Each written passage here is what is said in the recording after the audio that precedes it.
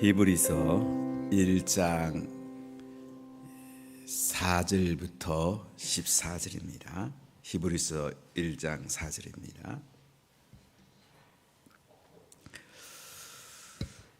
그가 천사보다 훨씬 뛰어남은 그들보다 더욱 아름다운 이름을 기업으로 얻으심이니 하나님께서 어느 때에 천사 중 누구에게 너는 내 아들이라 오늘 내가 너를 낳았다 하셨으며 또다시 나는 그에게 아버지가 되고 그는 내게 아들이 되리라 하셨느냐.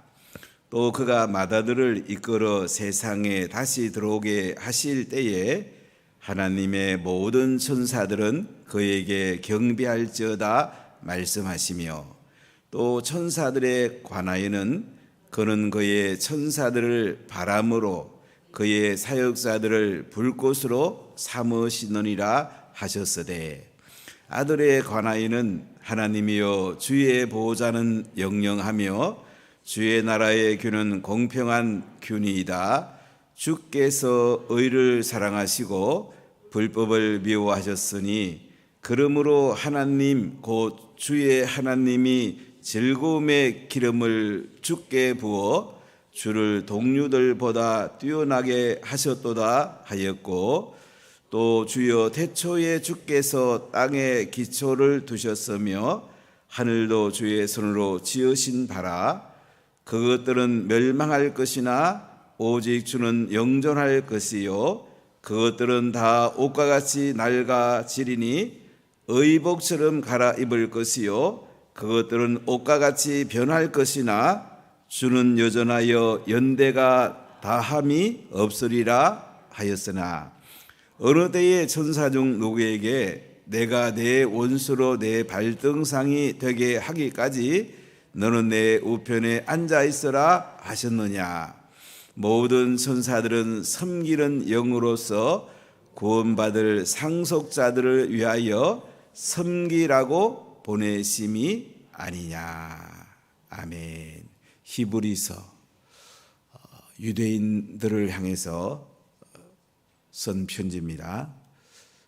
핍박받던 시대 유대교에서 예수 믿는 사람들, 히브리 사람들을 대상으로 이 편지가 쓰여졌습니다. 히브리란 말은 원래 강을 건너왔다는 뜻이 있습니다. 아브라함은 유프라테스 강을 건너서 가나안 땅으로 들어왔습니다. 이 선택된 민족 유대인들 가운데 십자가에 죽으시고 부활하신 예수를 믿음으로 하나님의 자녀의 삶을 살았는데 엄청난 박해가 몰려왔습니다. 로마 네로 황제 때에 황제가 잘못한 것을 기독교인들에게 다 뒤집어 씌웠습니다. 로마의 황제가 불지르 놓고는 기독교인들이 했다고 책임을 전가했습니다. 기독교인들은 참으로 많이 잡혀갔습니다. 고통과 박해를 받았습니다. 이 어려운 때에 특히 유대교회에서 예수님을 믿게 된 사람들, 차라리 이렇게 고통스러울 바에야 다시 유대교로 돌아가겠다. 이런 사람들이 많이 있었습니다.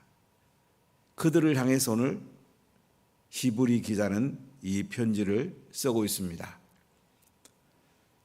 또는 예루살렘 성전이 파괴되기 직전에 이 편지가 쓰여졌다고 말하는 학자들도 있습니다. 예루살렘 성전이 파괴되기 직전에 엄청난 고통이 예루살렘, 팔레스틴 땅에 몰려왔습니다. 이때 히브리 기자는 그들을 격려하며 예수님이 얼마나 대단한 분이신지 그들에게 말씀하면서 이 편지를 기록하고 있습니다. 이 편지를 누가 썼는지는 확실히 알 수는 없습니다. 근데 내용적으로 보면 바울의 편지랑 공통된 내용이 상당히 많이 있습니다. 그래서 어떤 사람 바울이 쓰지 않았냐, 또는 바울이 함께했던 브리실라나 아굴라, 또 에바브라디도 이런 사람이 쓰지 않았나 하는 사람도 있고, 또는 아볼로의 저작서를 이야기하는 사람도 있습니다. 확실히는 알 수가 없습니다. 아마 이 편지는 팔레스티나에서 쓰지 않았나는 견해가 그동안 강했는데, 근래는 로마에서 쓰지 않았나는 견해적으로 이 히브리서 기록 장소를 보고 있습니다. 이 편지를 받는 사람들 참 어려운 시기였습니다. 지금 북한 땅에 정치 감호소에 기독교인 가운데 한 10만 정도가 갇혀 있는 것으로 알려져 있습니다. 참 얼마나 힘들겠습니까?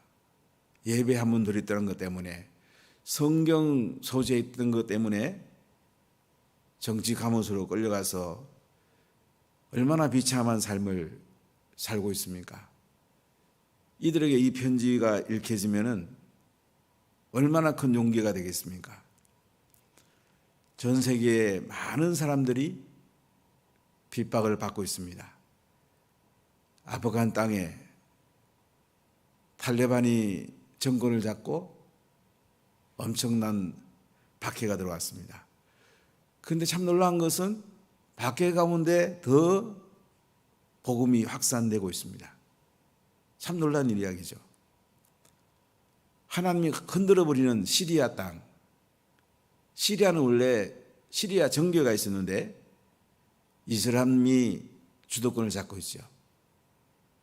하나님이 시리아 내전 10년을 통해서 560만 명의 난민들에게 많은 복음이 들어갔습니다.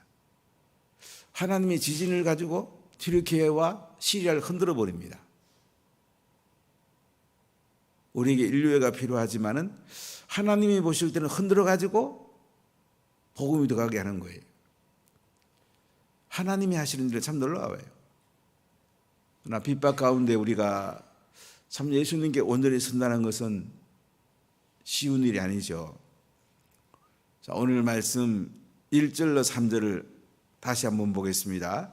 옛적의 선지자들을 통하여 여러 부분과 여러 모양으로 우리 조상들에게 말씀하신 하나님이 이 모든 날 마지막에는 아들을 통하여 우리에게 말씀하셨으니 이 아들을 만유의 상속자로 세우시고 또 그로 말미암아 모든 세계를 지으셨느니라.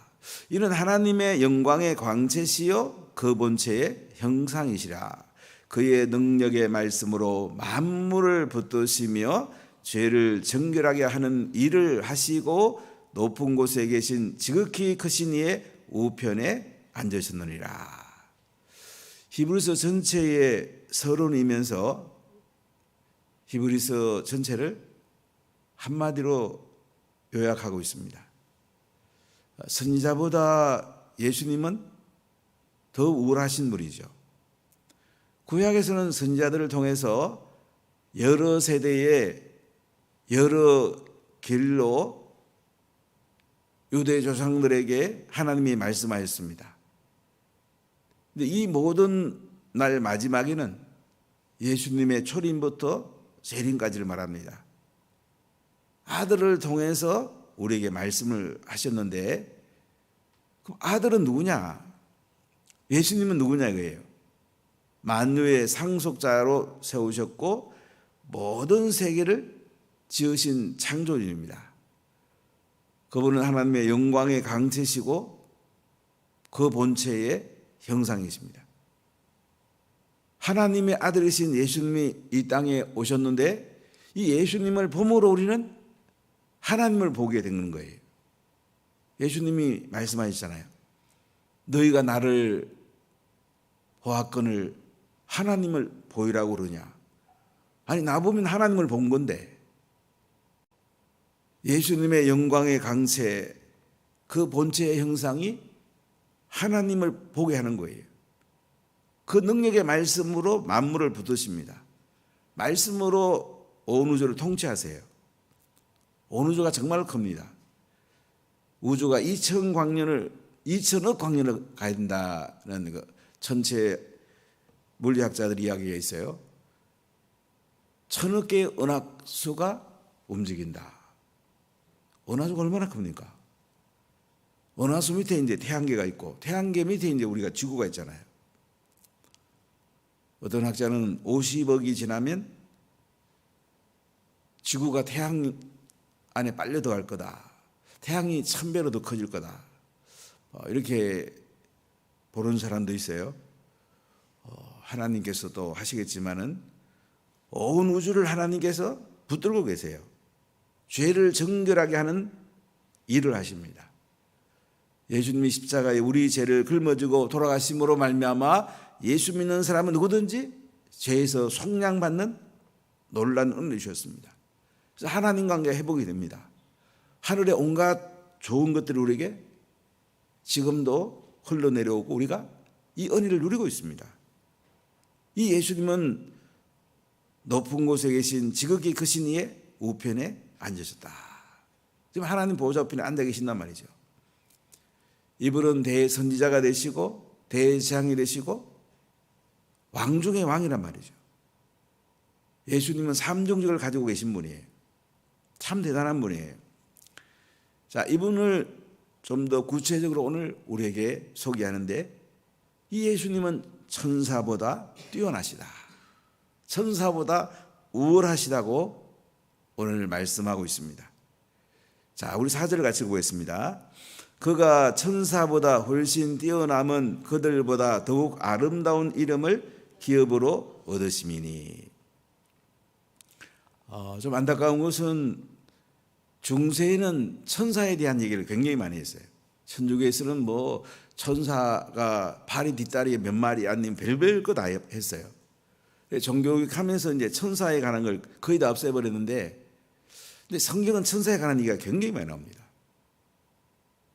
천사론이 필요하다는 생각을 저는 종종 해요. 천사론 또는 귀신론 여기에 대한 정확한 신학적인 개념가 필요한데 신학교에 가르치지 않습니다. 조금 아쉬워요. 또 신학교에 성령론을 제대로 안 가르쳐요. 삼일체 성령만 가르치고 성령의 사역 이런 것을 안 가르쳐요. 칼빈이 성령을 정리하지 못했는데 그 뒤에는 신학적인 엄청난 진전이 있었는데 우리 교단의 신학교 이 부분이 좀 많이 부족해요. 우리가 성령을 받지 않으면요 아무것도 할 수 없어요. 성령이 아니라 예수를 믿을 수 없는데 성령을 통하여 우리가 하나님 일을 하게 되고 성령께서 우리에게 놀라운 능력을 부어주시죠. 천사에 대해서 조금 우리가 이해할 필요가 있고 창세기부터 요한계시록까지 보면 천사에 대한 이야기가 굉장히 많이 나옵니다. 근데 중요한 건 뭐냐면 예수님은 천사보다 훨씬 뛰어나시다는 거예요. 4절 읽어보겠습니다. 그가 천사보다 훨씬 뛰어남은 그들보다 더욱 아름다운 이름을 기업으로 얻으심이니. 천사보다 훨씬 뛰어났단 말이에요. 그들보다 더욱 아름다운 이름을 기업으로 얻으심이니. 지금 예수님은 하나님 보호자 우편에 앉아 계세요. 우리 죄를 짊어지고 십자가에 죽으시고 부활하시고 성천하시고 지금 하나님 보호자 우편에 앉아 계십니다. 여러분 믿으시지요? 할렐루야. 참 대단하죠? 바로 이 예수님은 천사랑 사실은 비교할 수 없죠.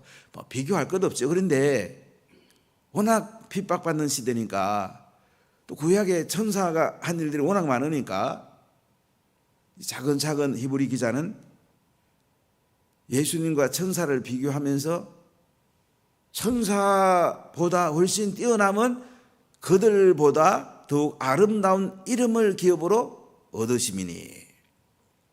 예수님은 천사보다 뛰어났는데요 천사들보다 더욱 아름다운 이름을 기업으로 얻으셨다. 예수님, 자기 백성을 저희 죄에서 구원할 자, 그분은 메시아, 그리스도 기름 부음 받은 입니다. 구약은 한마디로 말하면 메시아가 오신다는 거예요. 신약에 예수님이 오셨잖아요. 메시아가 오셨잖아요. 천사랑 비교가 안 되죠. 예수님, 그분은 정말로 아름다운 이름이에요. 여러분 예수님 이름을 좀 많이 부르세요. 예수보다는 예수님이 좋은 것 같아요. 창원에 있는 한 목사님은 성경을 새로 번역을 했는데 어떻게 번역했냐 제가 물어봤더니 우리나라 언어 예법에 성경이 안 맞는 게 너무 많다는 거라. 아버지도 존경하면서 부르는데 왜 예수라 부르냐? 예수님이라 부르야지. 왜 성령이라 부르냐? 성령님이라 부르야지. 그 예법을 이제 가지고 성경을 다시 번역해 봤는데 전 좋은 의도라 생각합니다. 예수님은 최고로 높여야 돼요.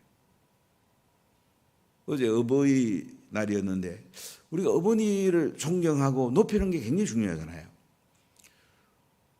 저희 어릴 때만 하면 아버지가 앉는 자리 우리가 앉을 수가 없어요. 할아버지가 수저 들기 전에 우리가 수저 못 듭니다. 그분을 그렇게 존경했어요. 언제부턴가는 이게 미국의 쌍문법이 들어와가지고 우리나라 예법을 다 밀어내버렸어요. 어떤 건 참 아쉬워요. 부모님을 공경해야 할 때에 자녀도 살고요. 가정이 아름다워지는 거예요. 우리가 하나님을 높일 수 있는 최고로 높여야 돼. 얼마나 아름다운 이름입니까? 하나님이 이 기업에 아름다운 이름을 줬는데요. 5절 6절을 같이 읽어보겠습니다. 하나님께서 어느 때에 천사 중 누구에게 너는 내 아들이라 오늘 내가 너를 낳았다 하셨으며 또 다시 나는 그에게 아버지가 되고 그는 내게 아들이 되리라 하셨느냐. 자, 이 말씀 보면 무슨 말씀입니까? 예수님은 누구라고요? 하나님의 아들이란 말이에요. 근데 천사 보고 너 하나님 아들이다. 하나님이 아버지가 되고 네가 아들이라 이렇게 한 적이 있냐 이거죠. 그런 적이 없다는 거죠. 예수님께 하나님의 아들이라고 하나님이 했다는 것을 지금 이야기하는 것입니다. 오늘 말씀에는 구약이 7번이 인용이 됩니다. 히브리 기독교인에게 이 편지가 전해지기 때문에 그 사람들은 구약에 대해서 잘 알고 있습니다. 그래서 구약을 많이 인용하는 거예요. 아니 하나님께서 어느 때에 천사 중에 누구에게 너는 내 아들이라 오늘 내가 너를 낳았다 하셨으며 시편 2편 7절 인용이에요. 또다시 나는 그에게 아버지가 되고 그는 내게 아들이 되리라 하셨느냐. 사무엘하 7장 14절 인용인데요. 이렇게 한 적이 어디 있냐 그래요. 하나님이 예수님을 아들이라고 그랬지 천사를 아들이라고 한 적이 어디 있느냐. 그런 적이 없잖아. 하나님 아들이 더 우월하시지. 그럼 천사의 역할은 뭐냐. 6절을 같이 읽어볼까요? 또 그가 맏아들을 이끌어 세상에 다시 오게 하실 때에 하나님의 모든 천사들은 그에게 경배할지어다 말씀하시며. 자, 맏아들은 예수님을 말씀하는데요. 부활의 첫 열매가 되신데 세상에 다시 들어오게 하실 때에 예수님이 재림하실 때에 하나님의 모든 천사들은 어떻게 해요? 그에게 경배할지어다. 그에게 누구예요? 하나님 아들에게 경배할지어다. 경배를 받는 사람이 더 탁월합니까? 경배하는 사람이 더 탁월합니까? 경배를 받는 분이 더 탁월한 거잖아요. 그러니까 예수님은 하나님 아들이에요. 천사들은 하나님 아들에게 경배하라고 성경에 말씀하지 않았냐 이거죠. 이 말씀은 시편 97편 7절의 인용인데요. 구약 성경을 읽어봐라. 예수님 하나님 아들이잖아. 천사는 하나님 아들인 예수님을 경배하라고 하나님이 하지 않았느냐. 그러면 예수님이 천사보다 훨씬 뛰어나시지. 이 첫 번째 논적이고요. 두 번째는 예수님은 영원한 왕이신데 천사들은 섬기는 영이 아니냐. 그 논지가 7절로 12절 말씀인데요. 자, 7절 같이 읽어보겠습니다. 또 천사들에 관하여는 그는 그의 천사들을 바람으로 그의 사역자들을 불꽃으로 삼으시느니라 하셨으되. 이 말씀은 시편 104편의 인용인데요. 여기 보면 하나님이 천둥과 번개로, 바람과 번개로 우주 통치하는 이야기가 나오는데 이때 하나님 천사들을 사용하세요.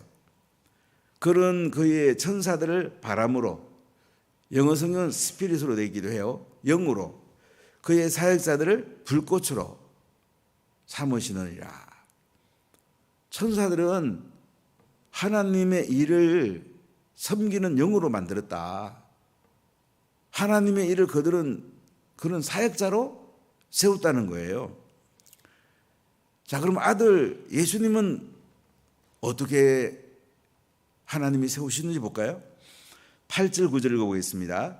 아들에 관하여는 하나님이여 주의 보좌는 영영하며 주의 나라의 규는 공평한 규니이다. 주께서 의를 사랑하시고 불법을 미워하셨으니 그러므로 하나님 곧 주의 하나님이 즐거움의 기름을 주께 부어 주를 동류들보다 뛰어나게 하셨도다 하였고, 아들 예수님에 관해서는 하나님이여 주의 보좌는 영원하며, 하나님의 보좌는 영원합니다. 주의 나라의 규는 공평한 규이다. 며칠 전에 찰스 3세 영국 국왕이 대관식을 했습니다. 1,700억이 들었다고 하는데요.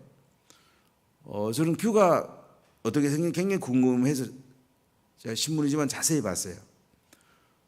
찰스 황제가 즉위하면서 손에 댄 거 이런 거 보셨나요? 이게 지팡이 같은 거. 그 끝에 보니까 십자가가 이렇게 새겨져 있더라고요. 십자가 새겨진 규, 홀이라고도 합니다. 이것을 들고 대관식을 했습니다. 하나님이여 주의 보좌는 영영하며 주의 보좌는 영원합니다. 주의 나라의 규, 홀은 공평한 규이다. 공평하다, 공정합니다. 하나님 나라의 홀은 공정해요. 찰스 3세가 이 규를 들고 있는 건 뭐예요? 십자가의 규를 들고 있는 건 뭐예요? 성경 앞에 또 그들은, 황제는 또 선설합니다. 1300년에 만들어진 의자에 앉았습니다. 하나님 얼마나 대단한 분이에요. 영국의 그 황제에 즉위하고 찰스 3세가 이렇게 홀을 들고 있고 금관을 쓰고 있는 모습도 대단한데요. 하나님 얼마나 대단하시겠어요. 그분의 보좌는 영원합니다. 하나님 나라의 규는 공평한 규입니다. 주께서 그 의를 사랑하시고, 예수님은 의를 사랑하시고요, 불법을 미워하십니다. 그러므로 하나님 그 주의 하나님이 즐거움의 기름을 주께 부어서, 하나님의 즐거움의 기름을 예수님께 부었어요. 우리 예수 믿으면 즐거워지는 거예요. 주를 동료들보다 뛰어나게 하셨도다. 동료들이란 말 영어 읽어보니까 컴패니언으로 되어 있는데, 우리 모든 그 예수 믿는 사람들보다도 하나님의 아들이 더 뛰어나시죠. 누구보다 더 뛰어난 거예요. 천사들은 섬기는 영으로 하나님의 심부름꾼으로 불렀는데, 하나님의 아들인 예수님은 영원한 왕이 되시고 공평한 홀을 잡으시고 온 우주를 통치하시는 분, 즐거움의 기름을 하나님께서 예수님께 부었다. 동료들보다 뛰어나게 하셨다. 시편 104편을 인용하면서 예수님과 천사를 비교하면서 설명을 합니다. 천사와 비교가 안 되죠. 성경은 영이고 천사는요, 하나님 아들 예수님은 하나님 보좌에 앉아 계신 누구예요? 영원한 왕이세요. 얼마나 대단한 분입니까? 자, 10절로 12절 읽어보겠습니다. 또 주여 태초에 주께서 땅에 기초를 두셨으며 하늘도 주의 손으로 지으신 바라. 그것들은 멸망할 것이나 오직 주는 영존할 것이요 그것들은 다 옷과 같이 낡아지리니 의복처럼 갈아입을 것이요 그것들은 옷과 같이 변할 것이나 주는 여전하여 연대가 다함이 없으리라 하였으나. 자, 여기 보시면 세상에 있는 모든 것들은 뭐예요? 다 낡아집니다. 오직 예수님만이 영원하단 말이에요. 예수님은 전능하신 분이고 영원한 분이세요. 세상의 모든 것들은 뭐예요? 다 낡아서 없어진단 말이에요. 의복처럼 갈아입게 된단 말이에요. 그런데 예수님은 어떻게 해요? 여전하여 연대가 다함이 없다. 시편 102편 25절 26절 인용인데요. 이렇게 세상의 모든 것은 낡아지고 없어지지만은 예수님은 영원한 왕이시다. 천사랑 어떻게 비교할 수 있냐? 천사는 불이른 영이고 예수님은 영원한 왕이다. 자, 한 가지 더 말씀하는데요. 13절로 14절 보겠습니다. 어느 때에 천사 중 누구에게 내가 내 원수로 내 발등상이 되게 하기까지 너는 내 우편에 앉아 있으라 하셨느냐? 모든 천사는 섬기는 영으로서 구원받을 상속자들을 위하여 섬기라고 보내심이 아니냐. 자, 이 말씀은 시편 110편 1절을 인용했는데 네가 내 원수로 내 발등상이 되게 하기까지 너는 내 우편에 앉아 있으라 하셨느냐. 고대 전쟁에서는 승리한 왕이 패한 왕의 목을 발로 밟습니다. 이 발등상이라는 건 뭐냐면 바로 그 예수님이 승리함으로 사단의 목을 발로 밟았다 이거예요. 이집트에 한번 박물관을 가봤는데 그 왕이 앉는 발등상이라는 게 있어요. 제가 발등상이 많이 이해된 적이 있는데요. 왕이 이제 왕자에 앉잖아요. 그 발을 받침하는 그것이 발등상이에요. 발을 디디고 있는 게 발등상이란 말이에요. 예수님께서 부활하셔서 사단의 머리팍을 발로 밟고 앉았단 말이죠. 그리고 하나님 우편에 지금 앉아 계시단 말이죠. 참 대단한 분이잖아요. 뭐 천사는 섬기는 영이라고 그러잖아요. 구원받을 상속자들을 위해서 섬기라고 보내심 아니냐. 천사는요 구원받을 상속자들, 우리 예수 믿는 우리들을 위해서 뭐예요? 섬기라고 보내심이 아니냐 이거죠. 천사들은 우리의 신분은 그래요. 하나님의 섬기는 영이기도 하고 우리의 신분은 그이기도 해요. 예수님 얼마나 대단한 분입니까? 천사랑 비교할 수 없이 탁월한 분이다. 이 예수님을 오늘도 우리가 찬양하고 그분을 전하고 이분께 영광을 돌려야 되지 않겠습니까? 기도하겠습니다.